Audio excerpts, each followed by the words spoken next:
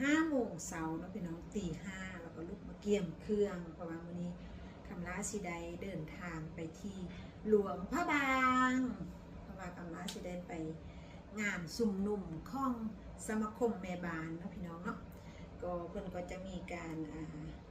เล่ามุงเสื้อเนาะแล้วก็เผยแพร่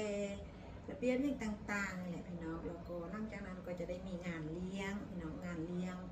สร้างสรรค์ความสามัคคีระหว่างแต่ละห้องการกับแต่ละเมนนะพี่น้องเนาะแล้วก็จะเป็นสมาคมแม่หญิงบ้านของราจะเอิ้นว่าสหพันธ์แม่หญิงลาวเนาะแต่ว่าถ้าเป็นพี่น้องฟังไทยเพิ่นจะเอิ้นว่าสมาคมแม่บ้านบอกประมาณนี้เลยนะพี่น้องกำลังไปจะนุ่งเครื่องประมาณนี้เด้อพี่น้อง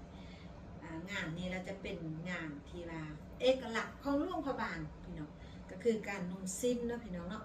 ทุกคนต้องนุ่งสิ้นพี่น้องนุ่งอันอื่นจะบ่แม่นแม่หญิงลาวเด็ดขาดพี่น้องมางานของมื้อนี้จะนุ่งสิ้นแล้วก็เขาเอาเสื้อเข้าในสิ้นประมาณนี้นะพี่น้องเนาะให้บ่งบอกถึงความสุภาพความให้เกียรติ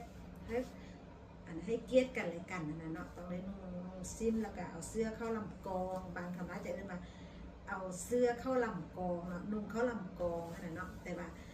อีกความหนึ่งเพิ่นก็จะเอิ้นว่าเอาเสื้อเข้าในสิ้นแล้วก็จะออกมาประมาณคำละอวนเลยพี่น้องเดี๋ยวนี้นะตะกี้นี่บ่ได้อวนแบบนี้เลยนิ้วบ่ได้ฟอนอยู่นี่ไล่ดนเตอร์ไปเลยนะพี่น้องเนาะโอเคบ๊ายบายกดไลค์กดแชร์เป็นกำลังใจให้แพงคำลาด้วยเด้อมื้อนี้อาจจะบ่ได้ไลค์นะพี่น้องเนาะเนื่องจากว่ามีงานต้องได้